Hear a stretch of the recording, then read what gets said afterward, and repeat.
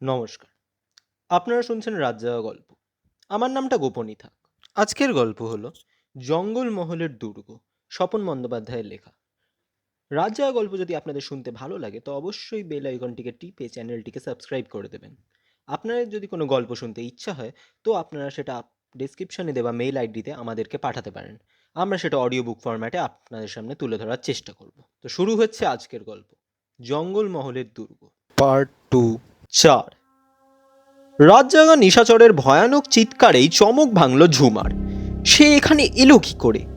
তার সঙ্গে যারা ছিল তারা সব কোথায়?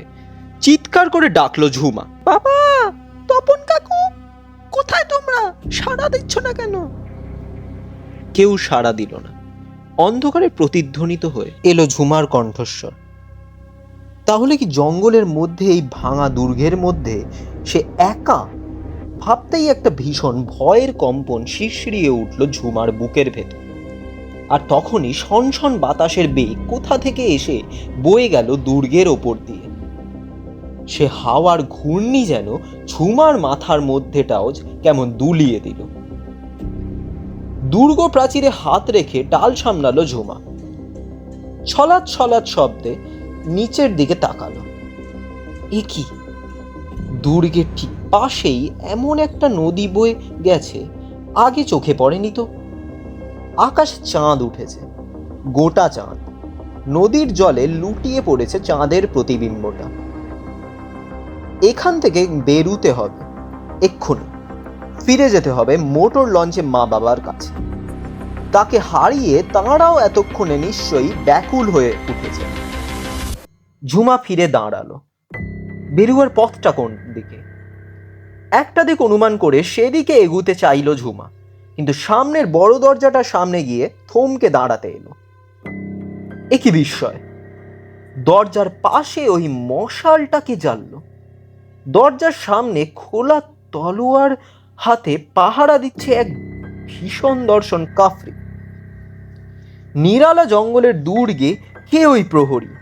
মশাল জেলে রেখে পাহারাই বা দিচ্ছে কাকে? পায়ে পায়ে পিছু হেঁটে এবার সে অন্যদিকে ফিরে চলল। পাশের ঘরের দরজা পথে বেরিয়ে সিঁড়ি দিয়ে নামতে হবে, কিন্তু সেদিকেও দরজা অবরুদ্ধ। এখন অপাকৃত গোলক ধাঁধায় ঢুকে পড়েছে ঝুমা।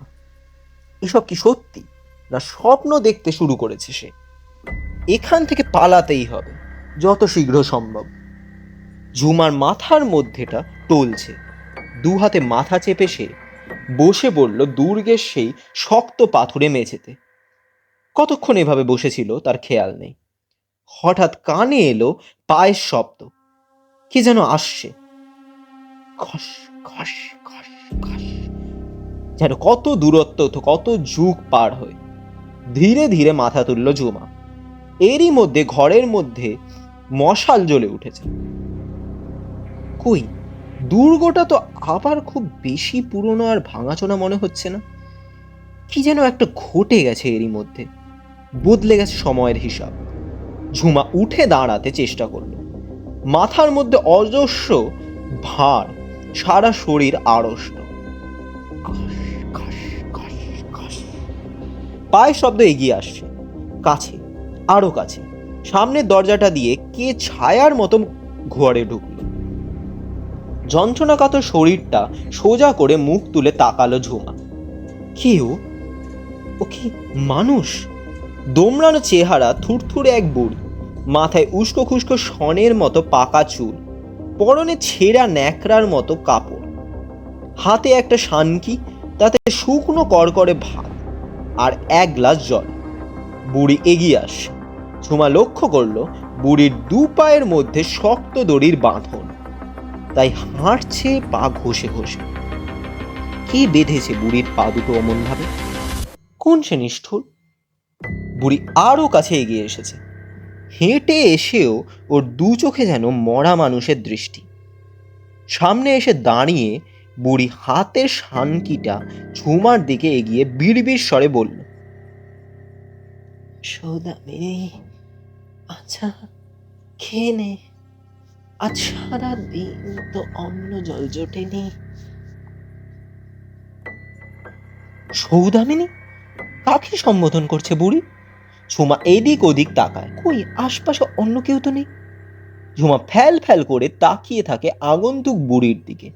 এই অন্ধকার নিস্তব্ধ দুর্গের কক্ষে ওই থুরথুরে বুড়ির ফিস ফিস কথাগুলো তার চেতনার মধ্যে যেন কি এক কম্পনের সৃষ্টি করছে।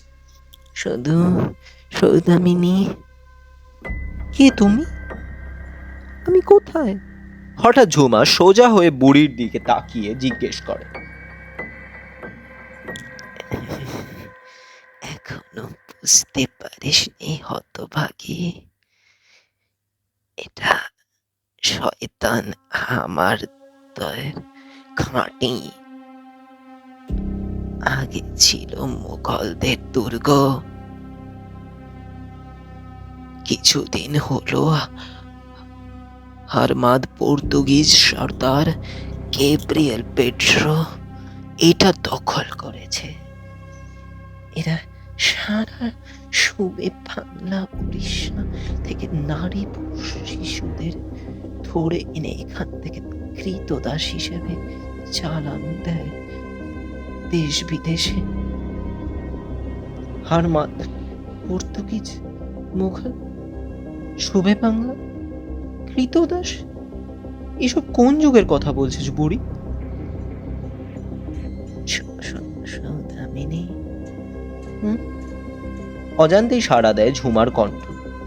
আজ ভোরে ওরা যখন তোর অচেতন দেহটা নৌকা করে নিয়ে এলো, তোর মুখটা দেখেই চমকে উঠেছিল, ঠিক যেন আমার সেই নাতনিটা। শয়তানরা কোথায় যে ওকে বেঁচে দিয়েছে তার হদিশ পাইনি। বুড়ি ফিস ফিসে গলায় বলে চলে, তাই তো আজ তোকে দেখে ঠিক থাকতে পারিনি। সারাদিন প্রাণপণে আগলে রেখেছি তোকে।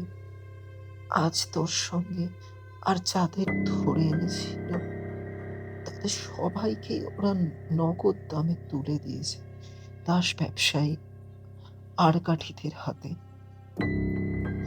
ছিপ ভর্তি করে সেই শয়তানরা অসহায় বন্দি মানুষগুলোকে এই জঙ্গলমহলের ঘাঁটি থেকে নিয়ে গেছে জন্তুর মতো বিক্রি করবে বলে। যেন কোনো এক আশ্চর্য অনুভূতির রাজ্যে ধীরে ধীরে তলিয়ে যাচ্ছে ঝুমা।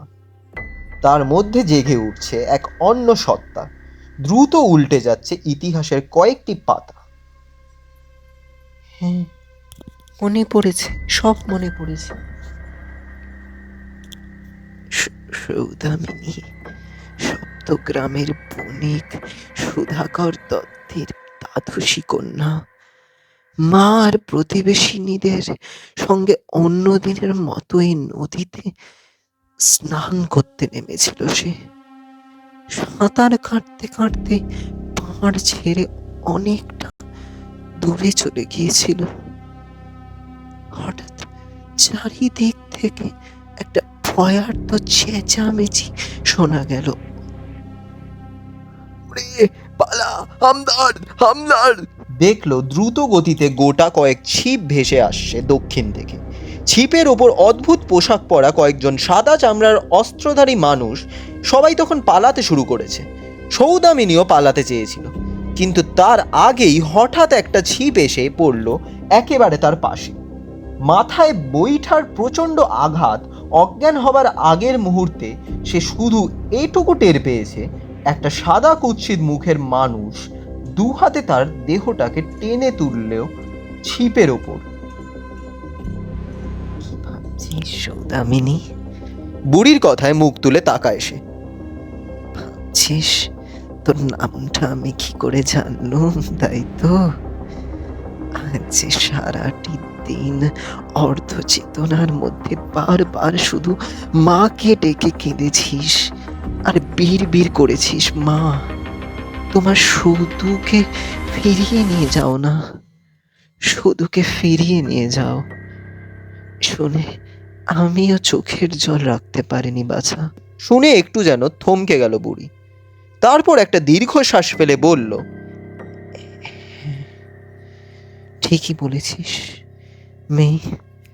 জঙ্গলমহলে হারমাদদের এই ঘাঁটিতে ওরা আমাকে দিয়ে দাসীর কাজই করায়।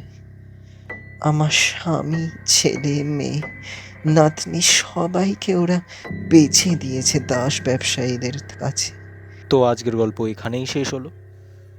গল্পটি শুনতে যদি আপনাদের ভালো লাগে তো অবশ্যই ভিডিওটিকে একটি লাইক করে দেবেন এবং একটি সুন্দর কমেন্ট করে দেবেন।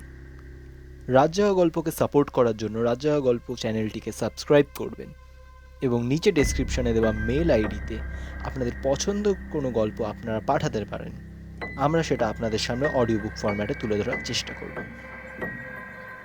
রাতজাগা গল্প প্রত্যেক সপ্তাহে আপনাদের জন্য নতুন নতুন গল্প নিয়ে আসে। তার জন্য রাতজাগা গল্পকে অবশ্যই অনেক অনেক ভালোবাসা দেবেন। ধন্যবাদ।